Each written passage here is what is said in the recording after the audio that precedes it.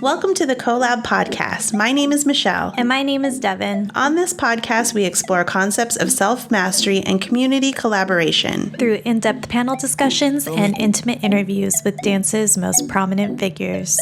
Yeah, she my peanut butter jelly snack, pull it ride, but she painting. That's my sunshine when it's raining. That's my boo, yeah.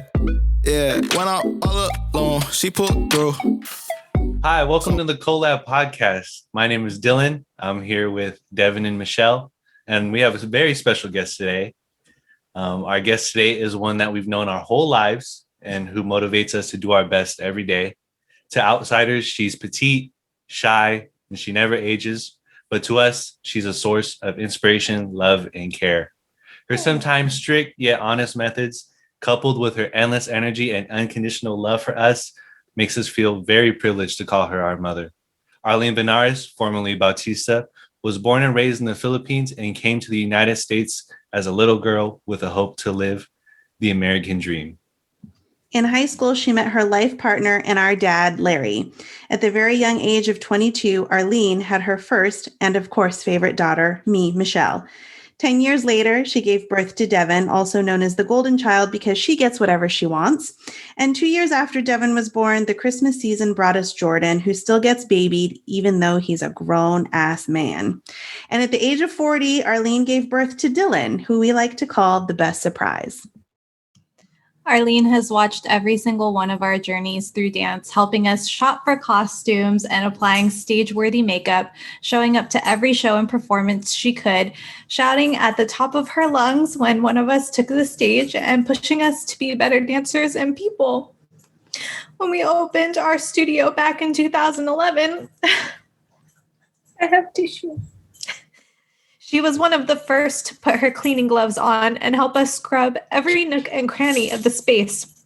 She spent her weekend sitting in the studio, watching us and our teams rehearse, and became a mother to every single dancer that walked through our doors.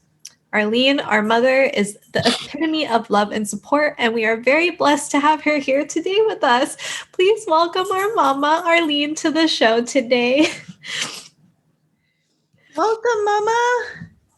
I have a tissue. Does anybody need tissue? I don't know what happened. It just... Well, I knew that this was going to be one of those things. That was beautiful, kids. I love it. Well, and your episode is going to air right around the time of Mother's Day. And so we just wanted to not only pay homage to you for being probably one of the best darn dance moms there is out there, but also just for being our mom. Aside from being our dance mom, you're just, you're brutally honest with us, but you love us with, unconditional love and care. And we're so happy to have you on the podcast today, Mama. Oh, thank you for having me. I'm a little bit nervous, so be gentle. We will be gentle. Don't be nervous. It's okay. I'm nervous too, Mama. I want to talk about a little bit of an early memory. So I'm your firstborn, also your favorite daughter. Let's not forget that, everybody on the podcast today. Dylan's booing me. But, it was really just you and I. Growing up, Dad was always at work because Dad worked at the Disneyland Hotel. And, he was working hard and making a living so that he could provide the best life for us. But one of the things, I don't have a ton of memories, but one of the things I really remember is as a kid, every Saturday morning, I would want to watch Saturday morning cartoons on the TV. Mm-hmm. And I was able to watch cartoons from like 7 to 10. I think it was either 7 to 10 or 7 to 11, but either at 10 or 11 a.m. on the dot, you would come running into the living room and you would force me to change the channel. Yes. And I was like, what is happening? So what did you make me watch on Saturday morning? The Soul Train. Hey, I had to watch it because I wanted the latest dance moves and I wanted to learn it so that when your dad took me out clubbing with Uncle Eddie, Auntie Joanne, and just, the gang, I have to be right on top of it. I had to show it off. I had to like practice it. And I made you also to come stand with me and practice with me. So, that I have someone to kind of groove with. Yeah. I can't believe. I mean, I'd like to say that I was deprived, and probably at the time I felt deprived because I wanted to watch Saturday morning cartoons. But now, in retrospect, it was probably the one of the best things that you could have ever done for me because I learned about rhythm and musicality, and I learned how to like move my body. So, thank you for my Saturday Soul Train mornings. You're welcome. You're very welcome.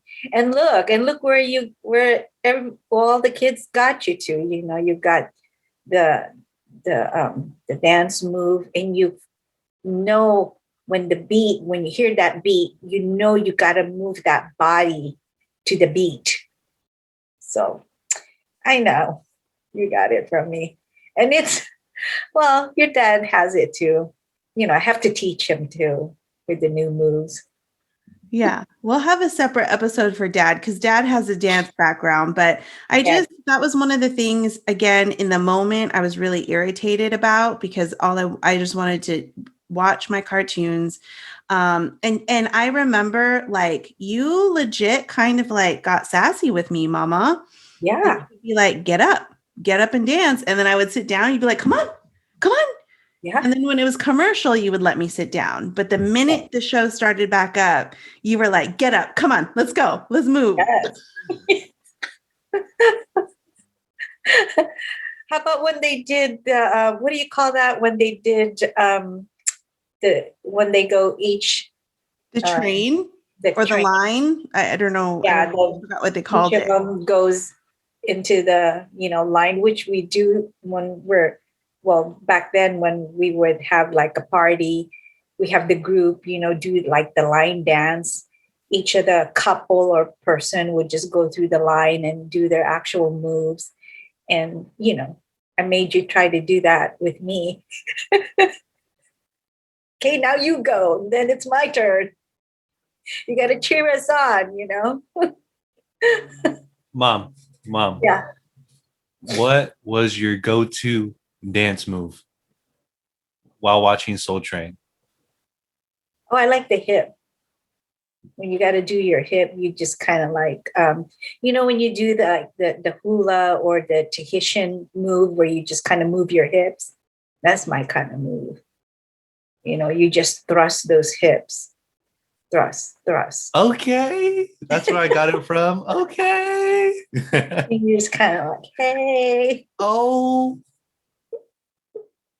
Well, speaking of hula and Tahitian, Mama, you had mentioned to me earlier that you had always wanted to do hula dancing. Can you talk to us a little bit about that? Yeah, the very first time when I got into like dancing was when I was already here in the United States. And at that time, everybody here in San Diego wanted to do hula dancing and sign up for it. And I've always wanted that. And when I talked to your grandma, at that time, we weren't financially situated because Grandpa C, he was in the Navy. And as you know, being a service person, don't make that much money unless you're out somewhere like in Spain, like your brother, then they give you a little bit more. But anyhow, we just couldn't afford it. So, I felt like my dreams got shattered. So I just put on a costume. I was telling Devin, Grandma got a hula skirt and I put them on. It's the pink one. And I put on, the little top and with the fake, what do you call those? Lei. Mm-hmm. And I have my little thing too and pretended I was a hula dance. I took a photo. I mean, I hate to say it, but I look hot. I was skinny then, had the body, got to show it off. But anyway, that was my only dream, and that I felt like I couldn't follow through. I wanted to perform and dance, just felt good, But now moving forward and watching my own kids, especially remember, Shelly, when you were little, I signed you up for tap dancing, ballet. Just watching you just made me so such a proud mama. And I always think, I was such a young, naive mother that, hey, my daughter is up on stage and every person in that room was only watching you. And that's always been my thinking. They're watching my baby. And look, I'm so proud and happy. But I didn't realize until then that they're watching their own kids. They weren't watching me. I want to go back really quick to the thing that my mom said about hula and Tahitian. And you can tell that there's this longing for that hula life and that Tahitian life because, we used to go to Disneyland a lot, being that my dad worked at the Disneyland Hotel. And even to this day, if we go on It's a Small World, Mom, your favorite part is when you hit the Aloha, the Hawaii section, and the girls doing the fast Tahitian, and Mom's yeah. Go. Yeah, that's my favorite, actually. Yes. It's just fascinating. It just fascinates me. And I think, just to learn that kind of move, damn. I mean, I'm sorry, dang, it was. You can say damn. It's okay. Whew, man, those girls can move their hips.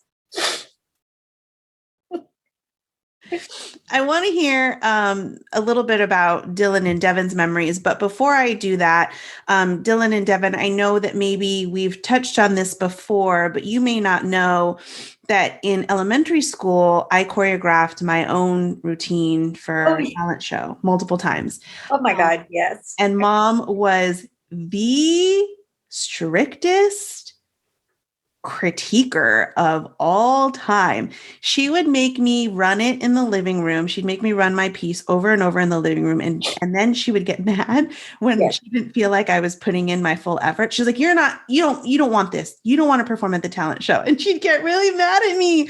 Or there was a part where I had choreographed a jump. I remember it. I had choreographed to a Janet Jackson song. And Mom would clap her hands come on, jump higher, jump higher. Mom was so strict with me. What is that reality show, that Dance Mom, that you guys like to watch? Yeah, Dance Mom. I see myself there. I was like, God, that was bad. I was like that with your ate. I feel so bad now. Don't feel bad. I feel like it's made me who I am today, and I've learned a lot of discipline from it. But you got to dance full out, like Devin said, full out. You got to show that you're out there, right, Dev? Yeah. Devin got it from me too. I wouldn't feel bad, Mama. I feel like I'll probably be the same if, our kids decide to do something in dance. I'll try to remind myself to be patient with them, but also I feel like they got to do all the things that I didn't do as a dancer. Right? Dylan, I want to hear about some of your first experiences with Mom and dance. Ooh, okay. Okay. Be nice, Dilly. My first experience with Mom, I think would be her pushing me to do pasakat. So for the listeners or viewers, that's Filipino folk dancing. And I think that once, Devin and my brother Jordan first started doing it, my mom really wanted me to do it because she was like, oh, they're dancing. Like everyone else is dancing. I got to get the youngest one dancing too. But I was really hesitant to do it because I was like, man, that's not cool. Like, no disrespect, but I'm like, man, like I want to be cool. You know what I mean? Not to say that Filipino folk dance is not cool. I appreciate it now that I've grown up. I wish I would have done it. Mm-hmm. But at the time, that's when hip hop was started to grow like really rapidly. So I think mom and dad took me, I think Jake, Zach, and Kuya, or Jordan, sorry, to our first class at Culture Shock. And I remember I took it and I was like, like I did okay. And we went to In-N-Out after, and I remember mom just like, she's like, you did good. Just like, you did good. Like it felt really passive aggressive. ... Yeah. I was like, okay. But then, you know, I could see where she was coming from. I feel like she saw that I had room to grow and that this is something I really wanted to do. Because when I first took the class, it was the most fun I ever had, just dancing.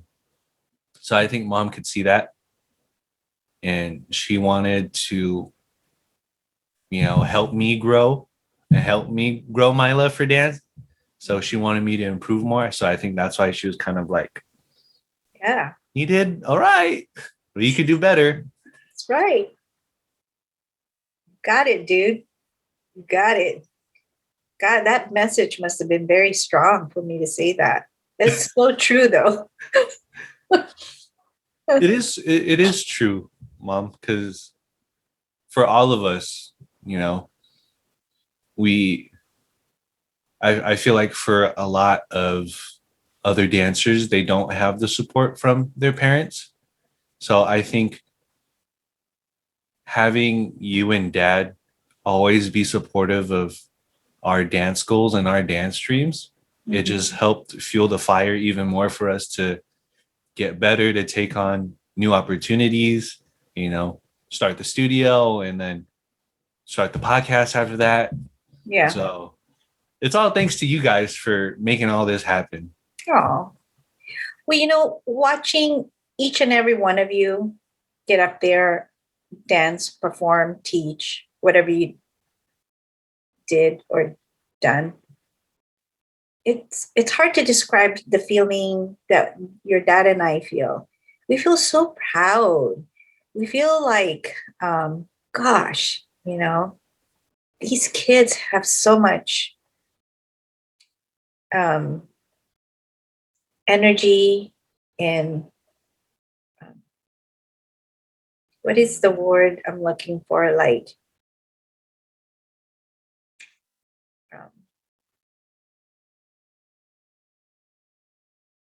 I'm blanking out. I'm sorry. It's like, okay. You guys are so talented. You guys are just so talented.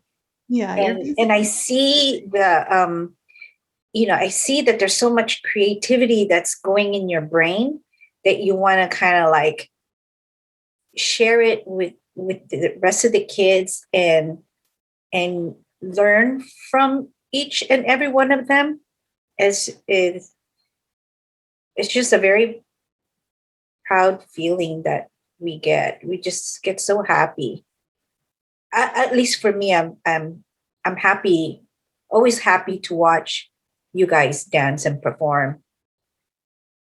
I love it because I can't do it. So I watch you guys like, God damn it. I could have been doing that. That means a lot. I should have been there. That means a lot. And I think it's special for us to be able to go on stage and kind of, I guess you could live vicariously through us. I don't know if that's what you had intended when we started dancing. We're all just so grateful to have had parents that supported us every step of the way through dance, because a lot of our dance peers or students, just people that we crossed paths with in dance, they didn't have that support system to really like cheer them on and to pursue, dance as a profession. But for you and Dad, you never for 1 second let us believe that wasn't a possibility for us. You always just had us imagining, like to the moon and back. And so that, for those reasons, we're super grateful. I think really quickly, like I would just like to share, when I started dancing in Pasagat, I spent a lot more time with Mama just because, the hair and makeup had to be done a certain way, costumes had to be put on, and there were some quick changes. So me and Mom spent a lot of time together in Pasagat, and I don't think I realized it at the time, but I think that's when our bond really grew, just because we were spending so much time together.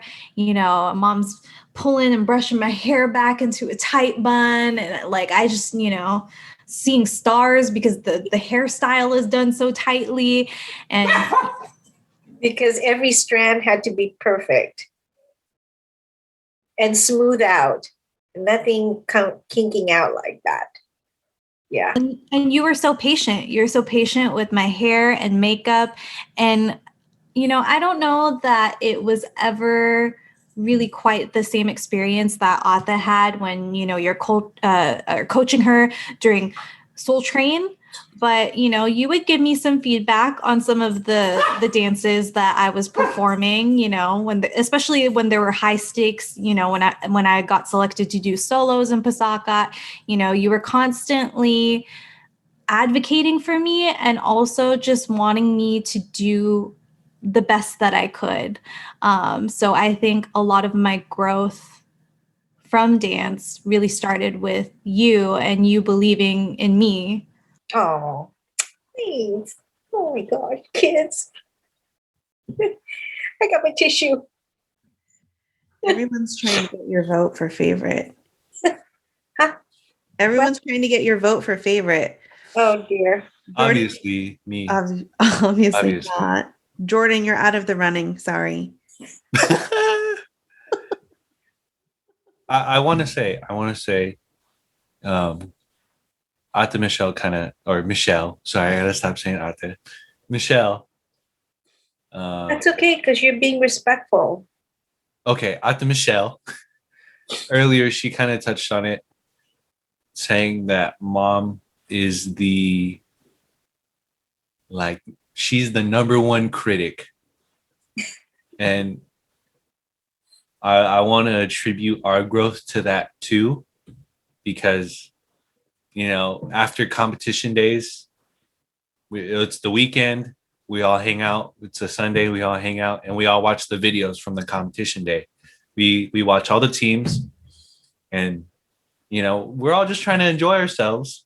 Yeah. And then Mom is here as she's thinking as a judge. She's like, no, that part wasn't clean.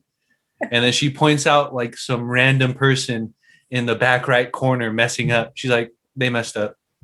I'm like, whoa. Like when I first started doing competition, I was like, whoa, how'd you see that?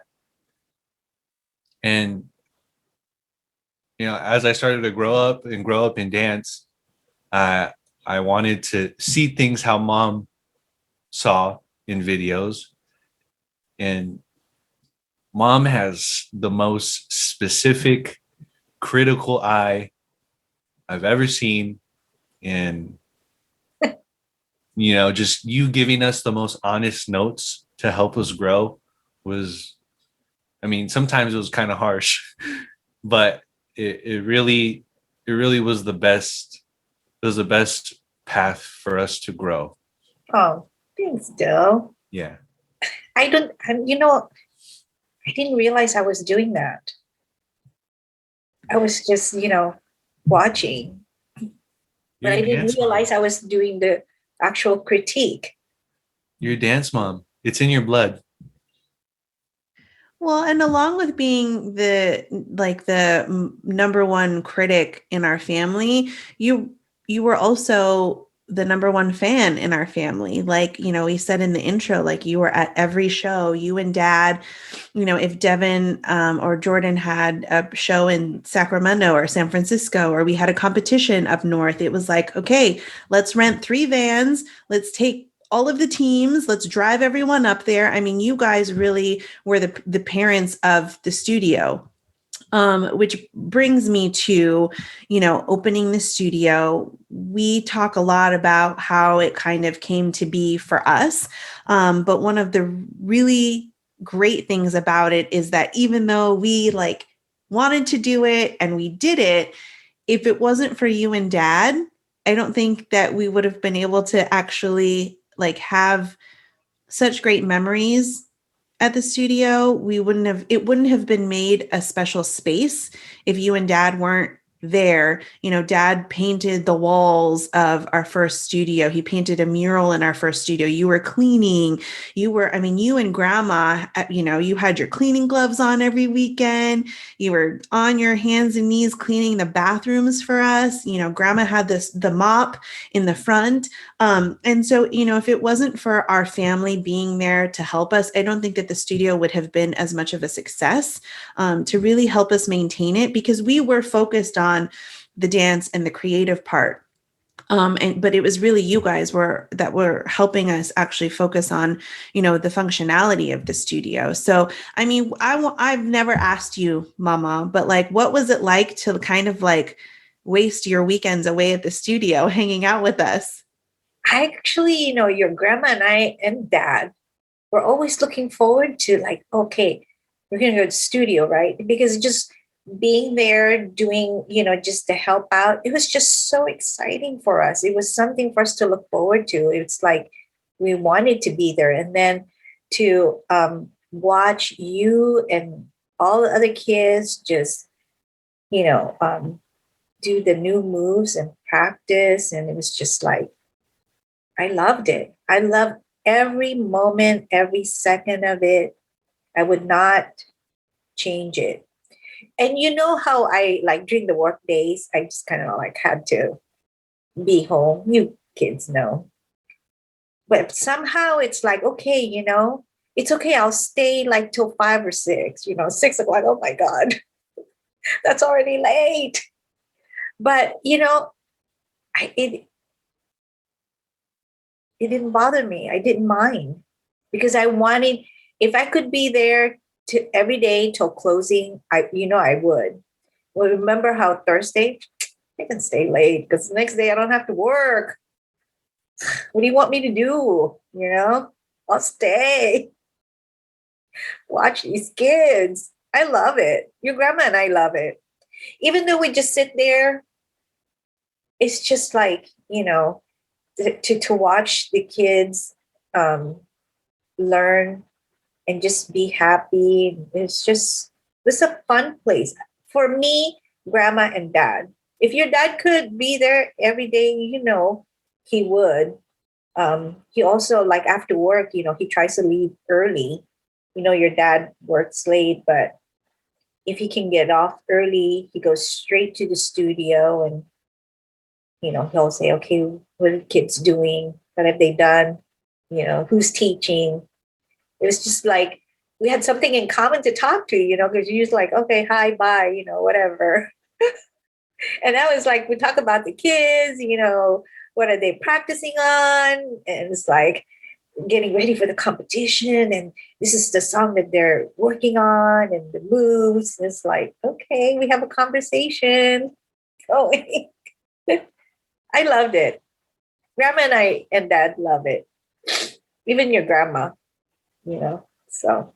We loved it too. We loved having you there. I think it wouldn't have been the same without you. And I think that there were maybe even a couple of times, very rarely, but there were a couple of times where, you and grandma and dad had other obligations and you couldn't be there and your absence was felt big time, Yeah, us too. Yeah. We were like, oh my gosh, we would like make a decision. I don't know if it, the same for your dad, but it's like in my mind, like I should be there watching the kids. I cannot, in my mind, it's like, okay, do I go to this function or do I go to the studio and be with the kids?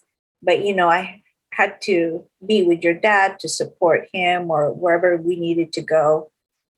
It was hard. For me, it was hard to make that choice. But I knew that I was going to miss out on something, especially when you guys are practicing for the competition. God bless it. I missed it. But now I have to watch the whole performance. It's funny that you say that, because even though when I watch you guys teach the kids, because you teach them certain moves, even though I don't do it, but I still want to know how they did it, which way they went, that feet, that arm, the position. I needed to know, I needed to be there and actually watch it. But when I missed that, it was like, oh man, now I don't know in my head how I'm going to be able to dance it in my head, because I didn't know how it went. Well, and you would use that. You would use that to give us feedback, like, oh, when Jordan taught that one move, he did it like this. But then when I see the students, it's kind of, this arm is a little bit weak. So you having the understanding of how it was taught and then how it was being executed. I mean, I don't think a lot of dancers get to experience that with their parents. And I feel like it's really difficult to overstate how rare it is to have parents that support you. But what I want to ask is, was there ever a time that you were worried about us opening a studio? Did you have any fears when we told you that we were taking on such a large project? I mean, starting a business is no joke. So how did you and Dad feel about that? Were there any negative thoughts that crossed your mind? Not at all. Your dad and I were so excited. It's like, God, these kids are so brave. Because, your dad and I had went on a venture with him opening up restaurants, and all ventures from opening up a business restaurant had failed. But somehow, when you guys had, or your ate had mentioned that you guys were opening a business, kids, yeah, let's do it. We'll be there. We didn't have that fear. We didn't have that negative feelings at all. It was like, okay, let's go. Let's get. And when your ate had the key and said, okay, we're going to have a dance studio, it's like, come on. So you guys are just kidding me. Stop it. Don't. But when you had the key in your hand and you actually were doing it, God, these kids are so brave. So brave. We would never think that was going to happen. You guys were talking about it, and, your dad and I was like, sure, go for it. But when that time came, your dad looked at each other. These kids, man, let's do it. Yeah. It was fun. It was excited. I couldn't believe it. Yeah. Well, thank you and Dad for believing in us so much and having so much confidence in us. Like I said, I don't think that the studio would have been as successful as it was without you and Grandma and Dad. And even just our extended family. Like, everyone was really great at supporting us, and, our extended family by relation, but also just extended family in the studio too. We had a lot of help from other parents and stuff. Oh, too. yes. Yeah. But I agree. That was really, really nice to have those extended families too. Yeah. And help, because they all see, that the studio was going to be successful, and it was great. Just the energy from the kids that, when they start coming into the studio, it's like you feel it, they're ready. They're like, come on, their energy. They're like so much I say, not anger, but what is another word for like, they're ready to throw it out there. Like, come on, let's go. Like leave it. That well, and that was one of our things too when we started rehearsal, or you know, when we every new season when we brought our teams in, you know, we wanted them to take any outside stressors and leave them at the door, but bring that whatever was bothering you as a way to fuel you through dance and through choreography. So, and I agree with you, Mom. We very much felt that energy, and it was, you know, we had a lot of like really kind of devastating times at the studio that we've talked about, but we also had some really great moments that really outshined all the crappy ones. Yes. I think there's more of the good times versus the bad time. You know, we always, you kids always look at the good that comes out from whatever that was happening at that moment. You said, it'll be fine. We'll go over, you know, it'll, how do you say, we'll over or overlook at that. Yeah, we'll get past it. That's it. The word pass it. It'll pass it and let's just, you know, forget about it. Let's just throw it in the trash can.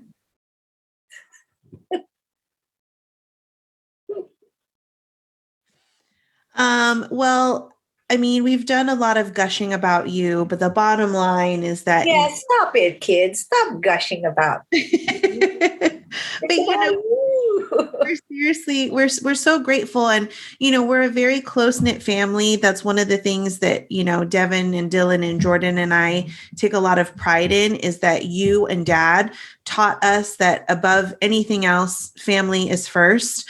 And we really took that when we opened the studio and when we started our teams, and everyone that came through those doors really became our family. And, you know, that means a lot to us. And so that's why we're gushing over you, Mama, because we've learned so many great lessons from you and Dad, you know, that have taught us to be good citizens in the community, not only in the dance community, but just in life. So, you know, we love you. Oh, thank you. I love you guys too. You guys make me so happy. And now it's time to put you in the hot seat. Here we go.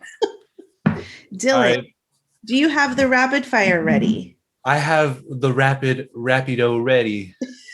Okay, let me set the timer. Mom, we're upping the time that you get to answer. So you get 45 seconds. Oh, okay. Yeah. 45 seconds will go by fast, but go for it. For as many questions. Yeah. So this is our rapid fire segment. The idea, Mom, is to go through as many of these questions as you can, and answer them first thing that comes to mind. That's the idea. Can I pass? You can pass if you want, but let's not pass on all the questions. Okay. Ready, Dylan? I have the rapid fire questions ready. Yeah. Count me down. Go. If you could choose one age to be the rest of your life, what age would you be and why? Now, because I'm smarter. What did you eat for breakfast this morning?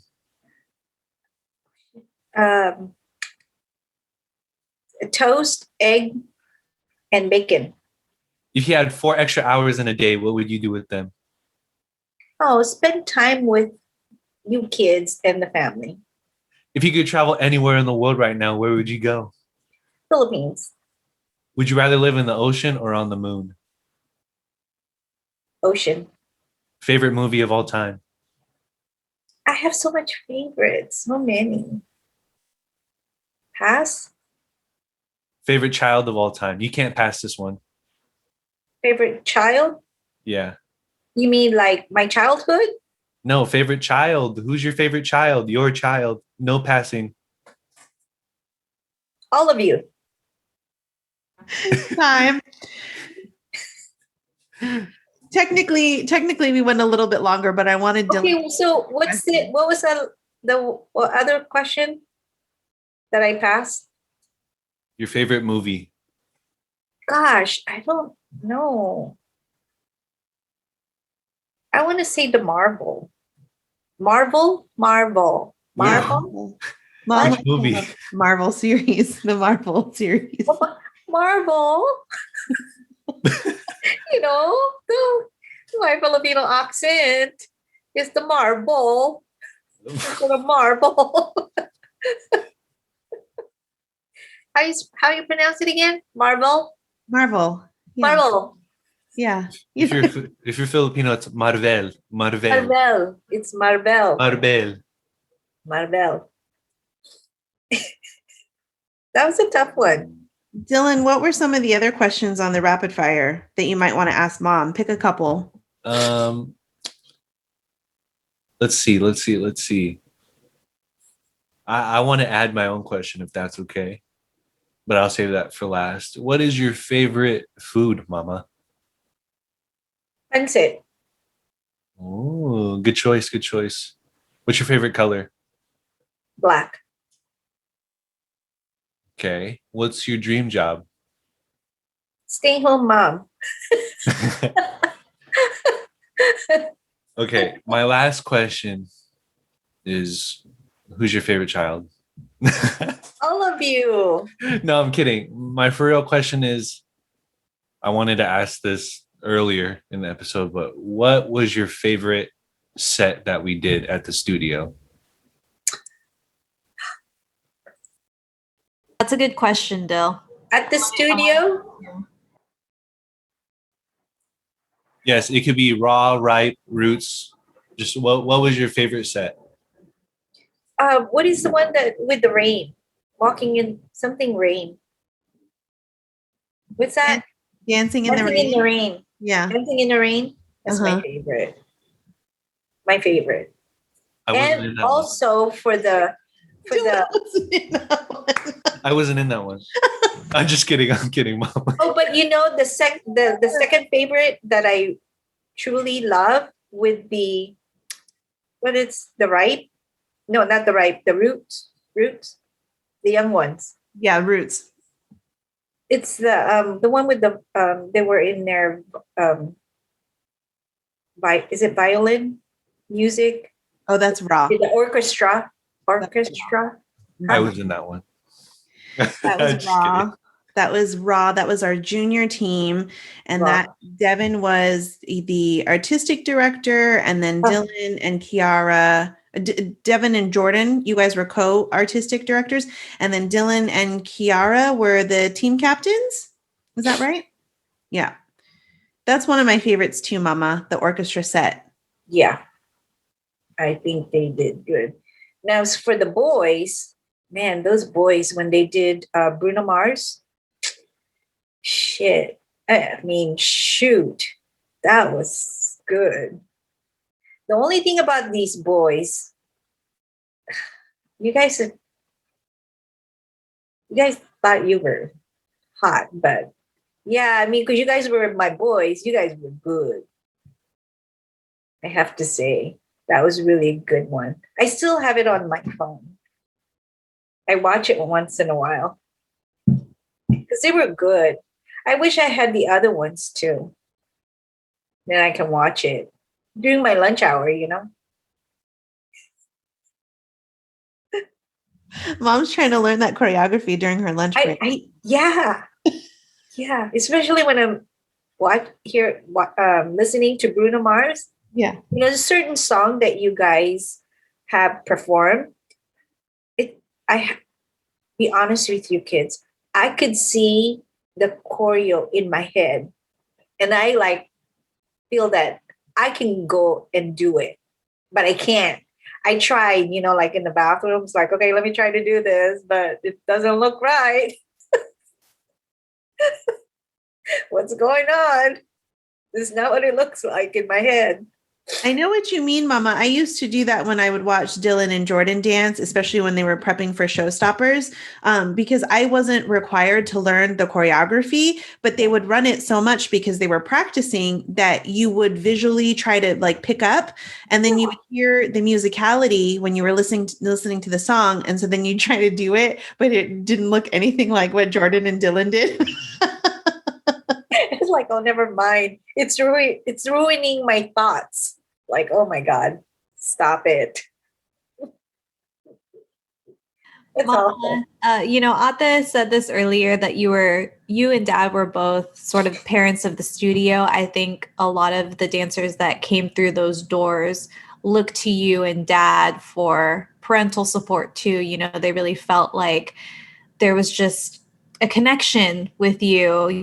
They saw you every time that they went to the studio, and they were really comfortable with you. A lot of them, would say, "Oh, hi, auntie. Oh, hi, uncle." And if you weren't there, they'd ask about you guys. So I kind of just wanted to ask, because you saw so many dancers, over the course of us dancing, what's one piece of advice that you would give to a dancer right now? Like if they looked to you and said, I want to be the best dancer that I could be, how can I do that? What advice do you have for me, NT? What would you say? I would say just get your butt out there and keep trying. Good. No, I'm just kidding. That's really good advice. You get there and you keep doing it until you get it right. And I'll let you know when it's right. You're not wrong. Oh gosh, that's, all I can say is just go out there, have fun, and be yourself. Because when you're having fun and you're being yourself, you really stand out. When you're trying too hard, that's when people kind of just like, oh no, that doesn't work. Right? You stand out more when they see someone that is having fun and, just be there to, be themselves, show who they are. Because that's when you really stand out and people see you and pay attention to you. And that's when I see you guys. When I see you guys, like, man, my kids are good. Just kidding. I'm biased. So biased. It's like, they're not watching their kids. They're watching my kids. What the heck? I mean, that's probably true for Dylan Jord, because I'll admit they were pretty fire. Yeah. Dill, you kind of hit them hard too when you do that dance move. It's like, damn, that kid is good. That's my boy. It's because I don't want to get critiqued by you. That's why I try so hard. I'm just kidding. Oh boy. Anyhow. Well, Mama, I would argue that you're probably one of the best moms in the world. Oh, that's so sweet. I know everyone says that about their mom, but I think after our listeners hear the podcast today, I mean, they'll probably still think their mom is the greatest, but I think that they'll also think that you are up there in the rankings as being one of the best moms. Thank you, kids. Yeah. And we just love you so much. I have one last question for you, Dylan and Devin. I don't know if you have anything else that you want to ask Mom, but my last question for you, Mom, is who is your favorite child? Oh, stop. All of you. I already said. Golly. She's gonna break you. I can tell Mama's getting a little nervous. My hands are sweating. I don't know. Now that I think of it, I have one more question actually. So I don't know if I told you guys this before. I don't know if you know, Mama. What? But I wanted to know who your favorite child is.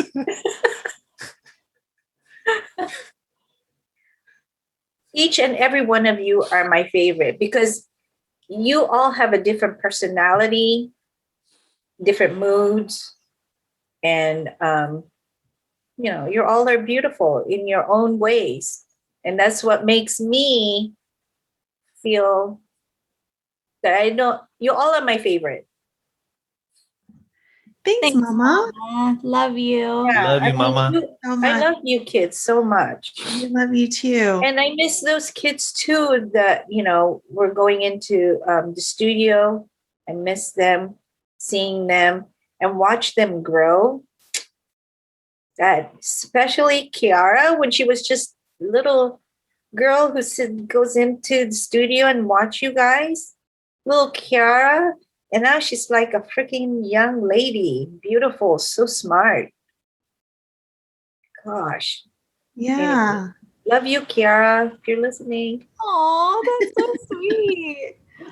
Well, unfortunately, Jordan couldn't be here. Oh, my Jordy. I know Jordy's missing from this episode, but on behalf of all of your kids, I think, we just want to say thank you for being on the podcast today, but also thank you for everything that you've done for us because, we talked a little bit about it in today's episode, all the great things that you've done for us. And there's so much more, so thank you. No, thank you, kids. Thank you for keeping me and Dad young and young at heart. We love it. Yeah. We look always forward to just coming over to Shelly's house and be partying. Hey. Well, and happy belated Mother's Day to all the beautiful mothers out there. Oh, yes. Happy belated Mother's Day, Mama. When we're recording this, it's not quite Mother's Day, but when we release it, it will be after Mother's Day. Okay. I just want to wish all the great moms out there a happy Mother's Day from everyone here at the Collab Podcast. Yeah. Thank you so much, Mama, for being with us today. Thank you, kids, for having me. Please don't bring your friends. Thank you so much for listening to the Collab Podcast. If you enjoyed this episode, please show your support by leaving a review on iTunes. And be sure to subscribe to our show wherever you get your podcast. The conversation continues over on Instagram and YouTube with highlights from today's episode. When you on the way, make that move. Can't stay dead, no, that's my boo. Yeah, that's boo.